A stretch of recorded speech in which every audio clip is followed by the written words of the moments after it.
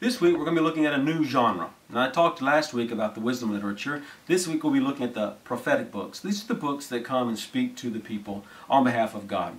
You see, in the Old Testament you had a kingdom of priests, you had a tribe of priests. The priests were the people who spoke to God on behalf of the people. They were the ones that when the people came and they did sins, they made sacrifices and asked God to forgive the sins.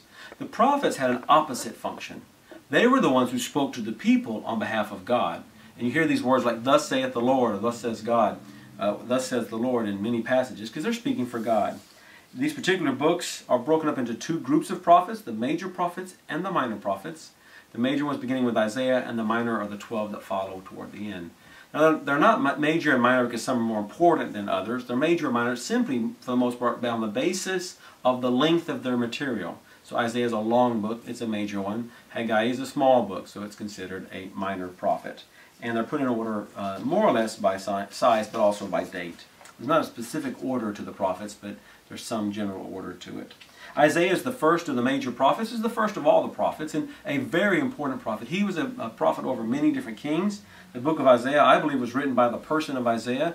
The outline basically is this way. You've got two major sections, chapters 1 through 39, that speak of God's judgment, and then chapters 40 and following that speak of God's mercy. So judgment or justice followed by mercy and grace. And I think that's an interesting parallel to what we see in the entire Bible. The Old Testament having 39 books that speaks about the relationship of Israel under the law. And then the last 27 chapters corresponding to the New Testament, which reflects God's mercy and the relationship we have through the person of Jesus Christ. Immediately in the outline, though, chapters 1 through 12 talk about the impending judgment on Israel. And then chapters 13 through 35 talk about the judgment of the foreign nations around Israel. So God's going to judge those who judged His own people. Those who He used are still held to a level of justice and righteousness that they cannot escape and they don't live up to. Then there's a narrative transition period in chapters 36 through 39, followed by this promise that God's going to redeem His people. Now, going back to the very beginning of Isaiah in chapter 6, one of the most important chapters, there's a period where God is calling someone to follow Him. Isaiah says, "Here I am, send me." And then God tells Isaiah, "Isaiah, here's your task. I want you to preach to people who will ignore you, to preach to people who always reject me and always reject my word for their lives." But there's going to be a portion of them, a small remnant that will remain. And that group of people will continue to follow me regardless of all the problems that I bring upon them. This is right here the part that we see in chapters 40 through 66. It's a new exodus. It's a promise that God's going to restore them. And so we see these themes recurring from Exodus, exile, promise of God's restoration. We see the theme Messiah show up a lot in the book of Isaiah with the suffering servant in chapters 52 and 53. Next we get to the person Jeremiah. Now Jeremiah is often referred to as the weeping prophet. Like Isaiah, he spoke for a long time. He preached to the people, telling them they got to get their act together. They were mistreating the poor, they were mistreating the widows, they were mistreating the orphans. They were worried about their own wealth and luxury and not worried about other people. He says, you got to change your ways. You got to live righteously for God. And so eventually there comes judgment on the nation because they don't listen to Jeremiah. And Jeremiah watches it, and he will basically cry in the book called Lamentations that follows this book, and that's why it's referred to as the weeping prophet.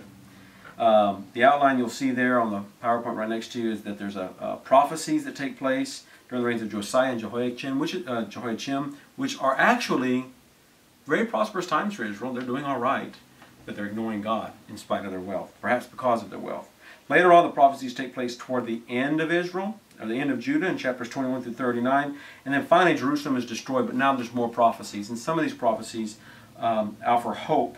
There's prophecies against foreign nations in chapters 46 through 51. And then the promise of the story of the fall of Jerusalem in chapter 52. In the midst of all this, what we talked about earlier was this new covenant, a promise that God's going to restore His relationship with people, but now no longer on the basis of the nation, but on the basis of the individual. The next book is the book of Lamentations. And Lamentations is just simply that. It's a lamenting of what has happened. It's a horrible book to have to read through. It's talking about the destruction of Israel from an eyewitness account, probably Jeremiah. He laments about the fall of Jerusalem, about the wrath of God on His own people. And he also speaks about hope in the compassion and forgiveness of God, that He can still make the situation improved one day. He talks about the sins of the people that cause this to happen, and then prays for a future that is improved. The next major prophet that we come across is a person, Ezekiel. Ezekiel is one of the more interesting characters in the Bible. He's kind of an odd character. If you read some of his actions, you'll see he's kind of out of the norm. But he's speaking for God, and so trying to be a very faithful prophet that way. He prophesies judgment on Judah and Jerusalem in the first 24 chapters, and then against the nations in the next chapters, all the way up to chapter 32. But then he does something that many other prophets do. He has a section of judgment on Israel, and then a section that is promising a better day to come. Beginning in verses 32 through 48, he's talking about blessings on Judah. That's going to come after the judgment of God, including the rebuilding of a new temple that we don't quite understand because it's not the exact temple that was rebuilt. And so there's a lot of prophecy going on that some people think that might mean something different, maybe the heavenly temple that's yet to come. That takes place in Ezekiel 40. We saw it with Isaiah, judgment, and then a promise for mercy. Now we see it again with Ezekiel. We'll see that as we continue in this particular study. Next we come up to the minor prophets. And the first of the minor prophets may have one of the most important voices in the Old Testament, a guy named Daniel. Daniel's book is also separated into two portions. Chapters 1 through 6 are a narrative of his life and the life of his friends as they're living in the Babylonian and later on in the Persian court. And it's the story of their faithfulness in spite of very difficult circumstances and God's faithfulness to them because of their faithfulness. It's an important story that teaches us that we need to remain faithful no matter what our surroundings are like. No matter what our circumstances are, we can remain to be a faithful people of God. And then you have this great apocalyptic prophecy that takes place beginning in chapter 7 through chapter 12 that talk about God's future role of his king, about the coming of the Messiah. Many people can read exactly where it seems that Daniel had predicted the exact day Jesus was going to be crucified. And you can follow that chart in a very interesting fashion in Daniel chapter 9 verse 25 explaining when the day is going to take place. And so some very accurate and very interesting prophecies. He talks about the coming nations after Persia. He has Babylon and then Persia and then Greece and then Rome, and talks about how God's going to raise them up and destroy them as well. And it's very interesting to read through the story of Daniel. After Daniel comes Hosea. Hosea is the prophet that basically lived at a time when Israel was turning their back on God.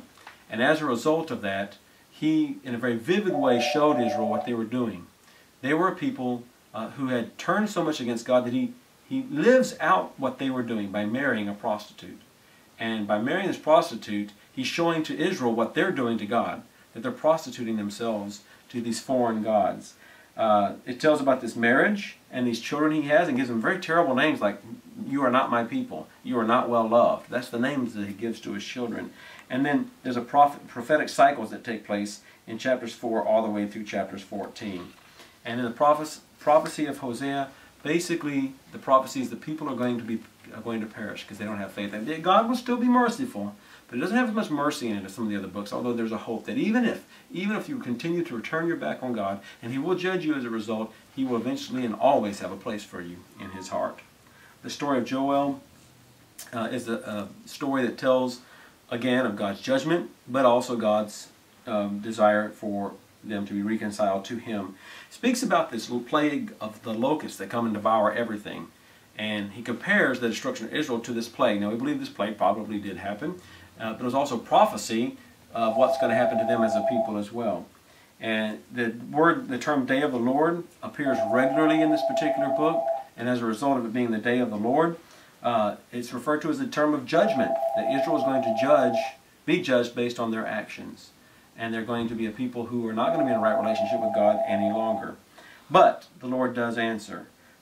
He responds to the immediate danger and the impending disaster that the people are facing, that even in the worst of times, that as a result of their wickedness, God would not hold back, would not forgive them forever, and he would respond to their needs.